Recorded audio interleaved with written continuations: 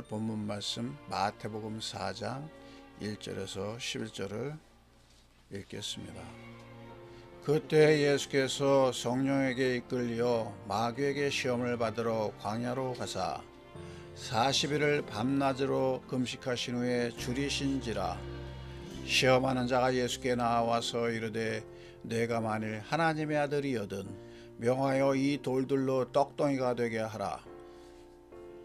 예수께서 대답하여 이르시되 기록되었으되 사람이 떡으로만 살 것이 아니요 하나님의 입으로부터 나오는 모든 말씀으로 살 것이라 하였느니라 하시니, 이에 마귀가 예수를 거룩한 성으로 데려다가 성전 꼭대기에 세우고 이르되 내가 만일 하나님의 아들이여든 뛰어내리라. 기록되었으되 그가 너를 위하여 그의 사자들을 명하시리니 그들이 손으로 너를 받들어 발이 돌에 부딪히지 않게 하리로다 하였느니라. 예수께서 이르시되 또 기록되었으되 주 너의 하나님을 시험하지 말라 하였느니라 하시니, 마귀가 또 그를 데리고 지극히 높은 산으로 가서 천하만국과 그 영광을 보여 이르되 만일 내게 엎드려 경배하면 이 모든 것을 내게 주리라. 이에 예수께서 말씀하시되 사탄아 물러가라. 기록되었으되 주 너의 하나님께 경배하고 다만 그를 섬기라 하였느니라. 이에 마귀는 예수를 떠나고 천사들이 나와서 수종드니라. 아멘. 할렐루야. 마태복음 4장은 세 가지의 단락 또는 에피소드로 나누어 볼 수 있습니다. 먼저 예수님이 광야에서 마귀에게 시험을 받고 승리하신 후 세례 요한이 또 죽은 후 갈릴리로 가셨다가 가버나움으로 가셔서 사역을 시작하십니다. 예수님의 일상은 회개하라, 천국이 가까웠다는 외침이었습니다. 이 외침은 세례 요한의 외침과 같습니다. 예수님은 세례 요한이 죽은 후 그의 외침을 이어 외치신 것이었습니다. 바로 천국이 가까움을 선포하신 것입니다.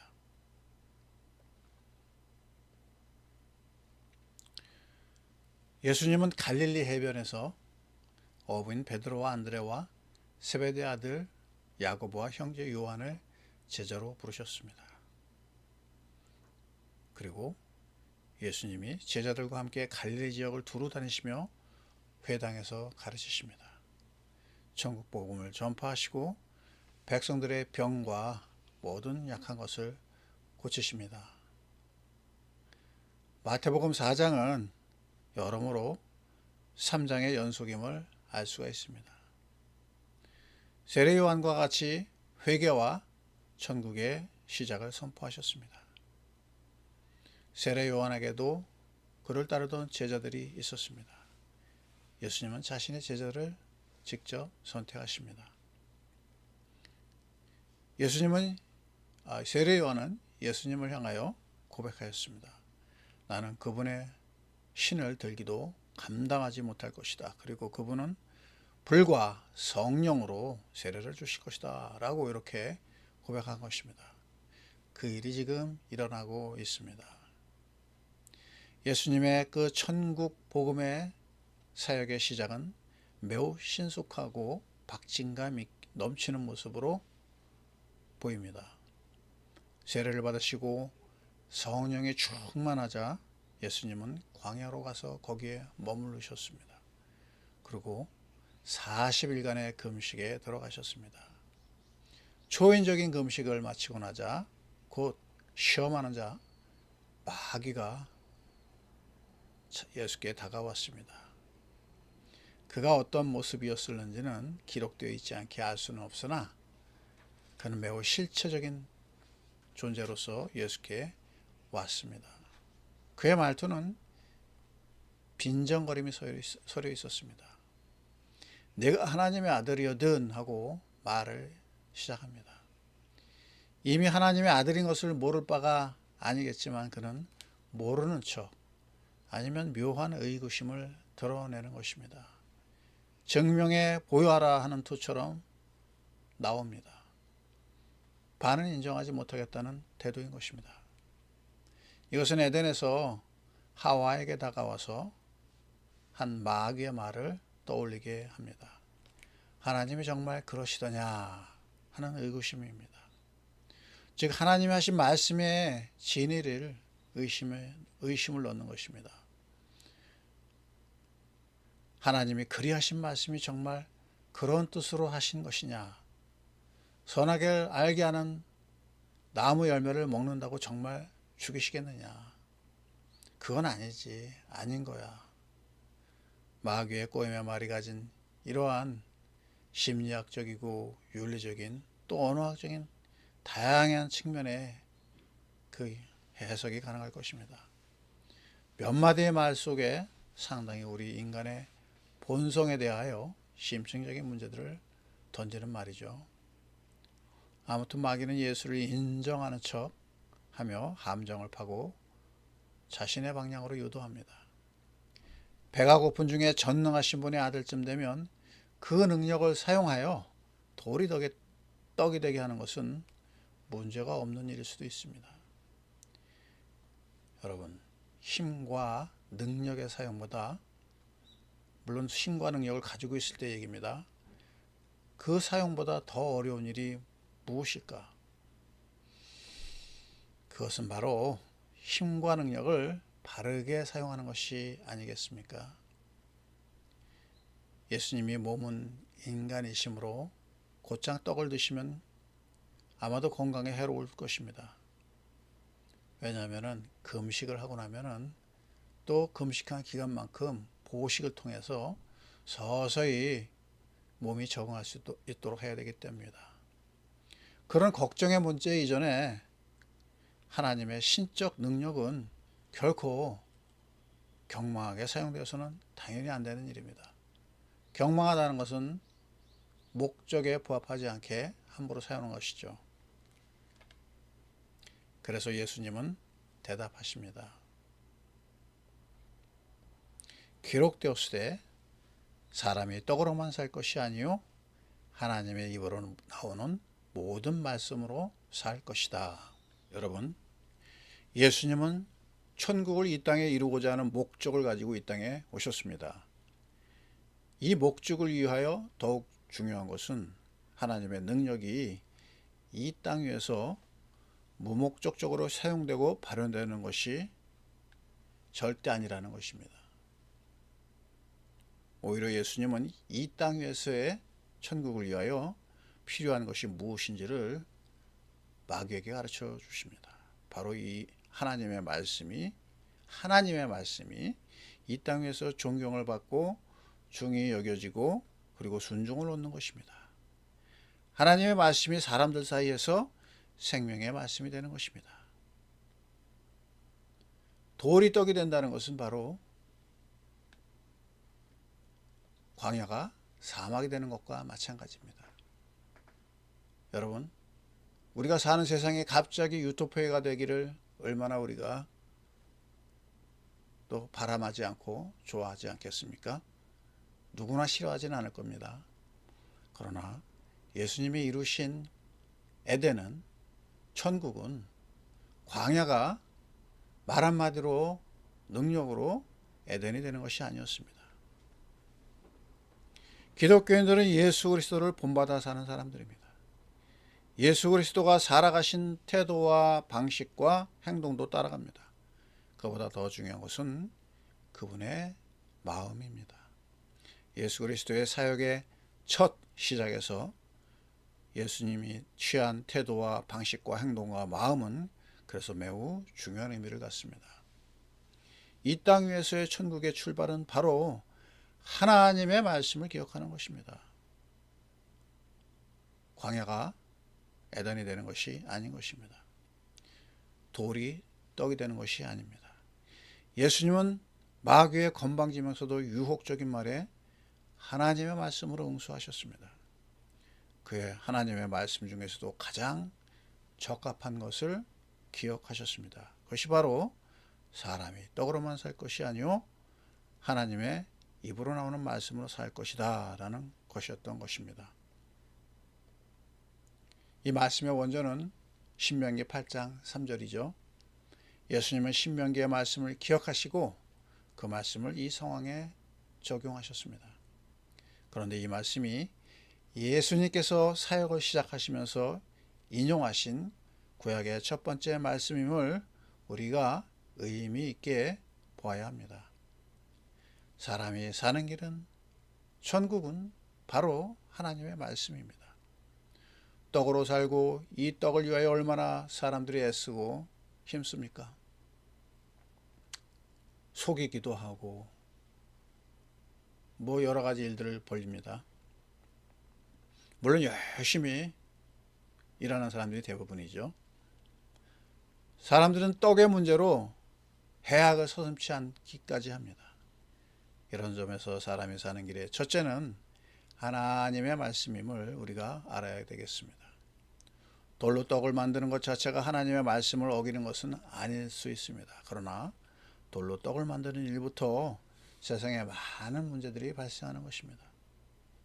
안다는 것이 없다는 생각으로 악을 허용하는 방식의 시작은 이처럼 경계선에서부터 출발하게 됩니다. 세상에 돌로 떡을 만들고자 하는 일들 때문에 세상의 정의가 무너지고 평등이 무너지고 참된 자유가 무너집니다. 민주주의를 외치며 정적을 무너뜨리는 데 성공하였지만 자신들이 또 다른 방식으로 민주주의를 허무는 일들이 지금도 벌어지고 있지 않습니까? 권력의 속성이 힘이라고는 하지만 정의를 빙자하는 악행들이 이어지는 것은 바로 돌로 떡을 만드는 태도에서 시작되는 것이 아니지 않은가 생각해 보아야겠습니다. 그러므로 우리는 하나님의 입으로 나오는 말씀이 매사에 생각나도록 기도해야 합니다. 아멘. 그러나 실제로 이것이 또한 얼마나 어려운 일이 아니겠습니까?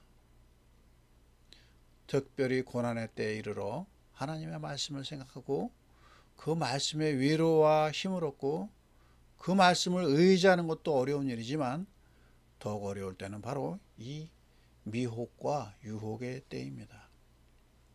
다윗도 바울에게 쫓겨다니며 적군에 포위당했을 때는 여호와 하나님을 그토록 찾고 기도하고 말씀을 상고하였지만 막상 왕궁 지붕에 올라가 한가로이 거닐다가 아름다운 여인의 벗은 모습을 우연히 보고 나서는 아무런 말씀도 기억하지 못하였습니다.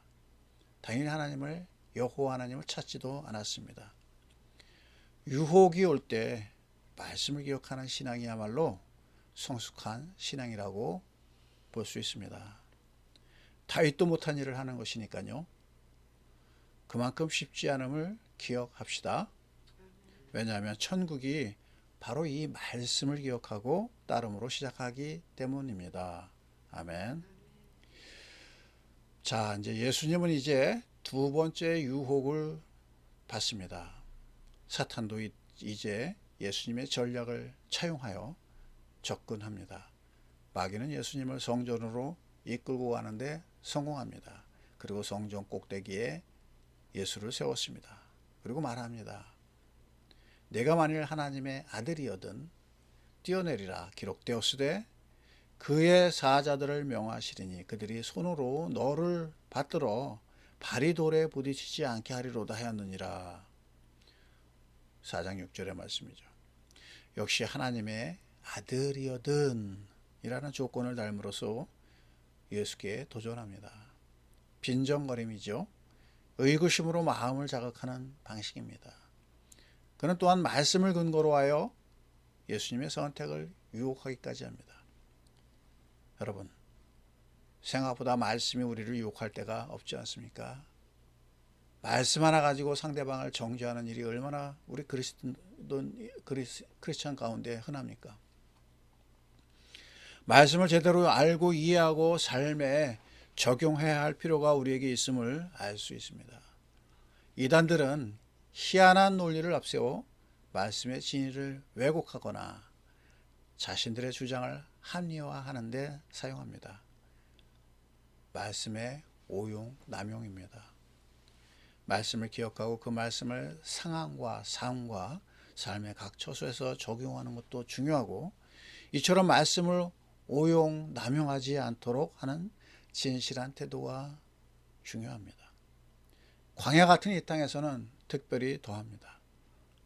말씀이 이 땅에서 순전하고 순수하게 사용되어지기만 한다면 얼마나 좋겠습니까? 그러나 말씀이 얼마나 잘못 이해되고 오용되고 남용당하는 이 세상의 악한 모습을 우리가 간파하지 않으면 안 됩니다. 비록 광야와 같은 세상이 우리를 하나님의 바른 말씀을 알고 진실하게 이해하고 순종하는 것을 힘들게 이끌 수 있지만, 순전한 말씀을 잘 붙잡고 사는 것이 얼마나 복된 일이겠습니까? 그것이 바로 천국의 시작인 것입니다. 이단의 사슬에 쉬이 넘어가는 성도들을 보노라면 정신을 바짝 차려야 함을 알 수 있습니다. 마귀는 심지어 가당치도 않겠지만 예수님을 상대로 기록되었으되라고 하며 그럴싸한 근거를 삼았습니다. 아무리 말씀을 잘 알아도 이렇게 타락한 존재들은 말씀이 오히려 악의 도구가 됩니다. 말씀을 유혹의 도구, 악의 핑곗거리로 삼는 일이 오늘날도 비일비재함을 알아야 합니다.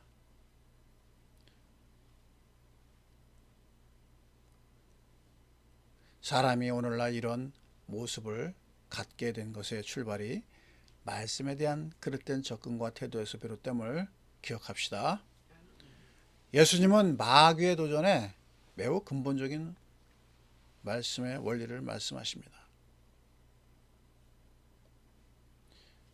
기록되었으되 주 너의 하나님을 시험하지 말라 하였느니라. 사실 마귀가 한 성경의 말씀이나 예수님이 하신 말씀이나 둘 다 중요하고 하나님의 귀한 말씀인 것은 맞습니다. 두 구절이 전혀 서로 상충하는 말씀도 아닙니다. 그러나 마귀의 유혹으로 인하여 두 말씀 간에 어떤 상충하는 것처럼 보이지만 그렇지는 않습니다.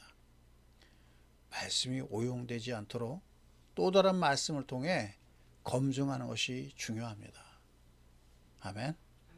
말씀을 응용할 때 하나님을 시험하면 안 됩니다. 하나님을 조롱하는 듯한 태도가 있어서는 당연히 안 됩니다. 대표적인 그런 경우가 바로 구원파들의 주장이죠. 예수님께서 이미 구원을 이루어 주셨기 때문에 구원을 받은 이후에는 어떤 악한 일을 해도 천국에 갈 수 있다라는 그런 태도입니다. 초대교회의 영지주의의 한 주장이죠. 참고로 영지주의는 많은 복음서에서 주의하라고 물리치라고 가르침 받습니다. 영지주의는 두 가지 결과를 만들어냅니다. 첫째는 사람의 몸은 악하고 영은 선함이므로 두 가지 결과가 나와요. 첫째는 아무리 사람이 악을 저질러도 선한 영이 천국에 가는 거기 때문에 악행을 아무리 행해도 상관이 없다. 이게 바로 구원파적인 그런 시각이죠. 또 하나는 사람이 육신이 악하기 때문에 육신이 악한 것을 다 없애야 된다. 그래서 결혼도 하지 말고 금식해야 되고 그냥 산에 가서 수도만 해야 된다 하는 그런 또 태도가 있습니다.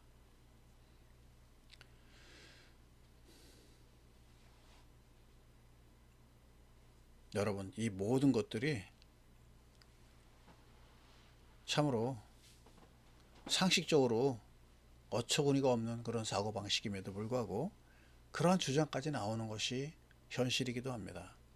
바로 하나님의 말씀과 그 진실성을 왜곡하기 때문입니다. 아니, 자신 안의 죄성을 버리지 못하고 오히려 정당화하고자 하는 태도에서 기인합니다. 의도가 악하다는 것입니다.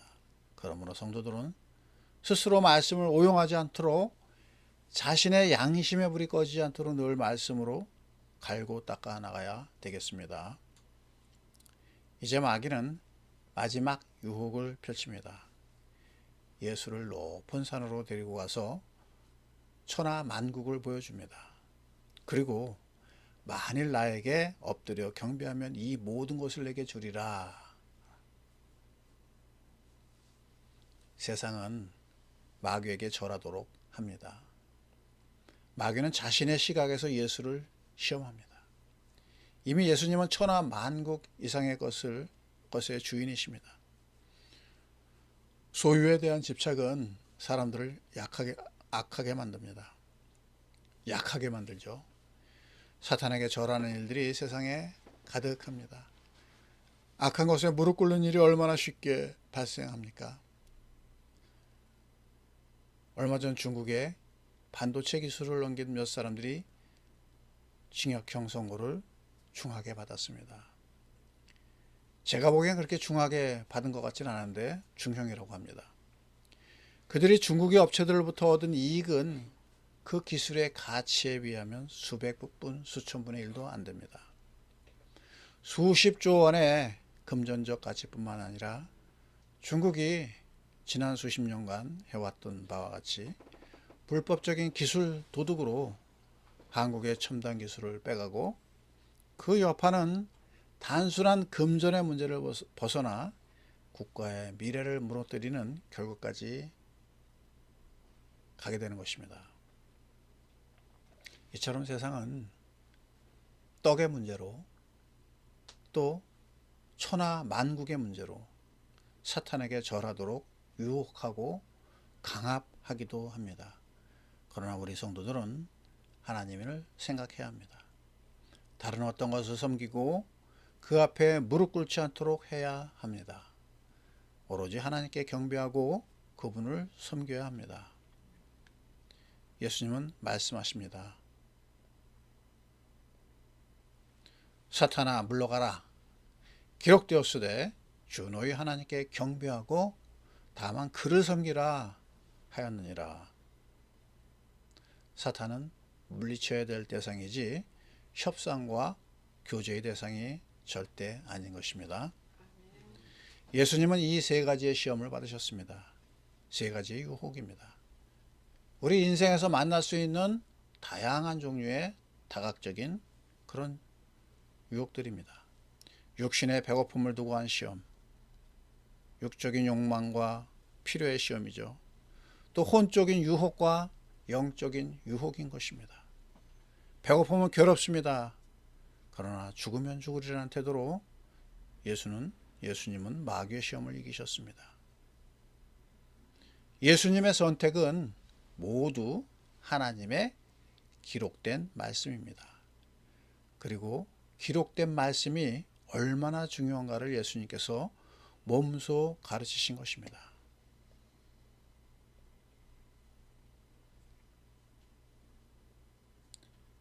하나님이신 그분이 성경의 말씀을 근거로 삼아 마귀를 대적하셨다는 것은 놀라운 일입니다. 오늘날 많은 이단들이 대부분 이 이단의 괴수들이 감동을 받거나 계시를 받았다고 하는 저서나 경전을 성경의 말씀보다 우위에 놓고 가르치고 있습니다. 말씀을 왜곡하는 것에 더하여 자신의 말씀을 만들어서 사용하는 것입니다. 천하를 얻고자 하는 욕심에 사탄에 절하는 것입니다. 이단의 사슬에 끄임받는 사람들도 마찬가지로 사탄에게 절하는 행동입니다.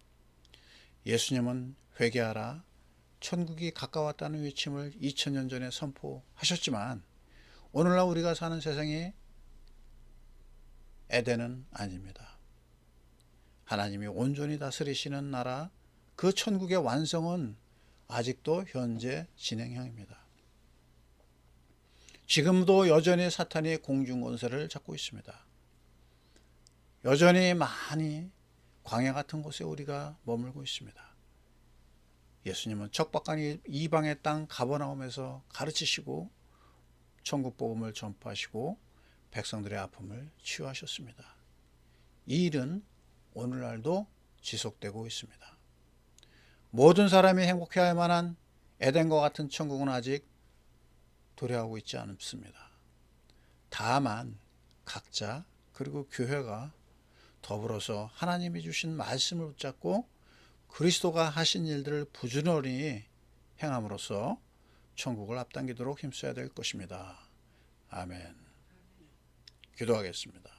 하나님 아버지, 예수님이 광야에서 시험에 승리하신 것처럼 말씀으로 시험을 이기게 하여 주시옵소서. 회개하라는 말씀을 기억하며 돌이켜 천국을 이루는 우리의 삶이 되게 하여 주시옵소서. 감사하며 우리 주 예수 그리스도 이름으로 기도합니다. 아멘. 나를 만드시고 나를 부르시며 날 사랑하시는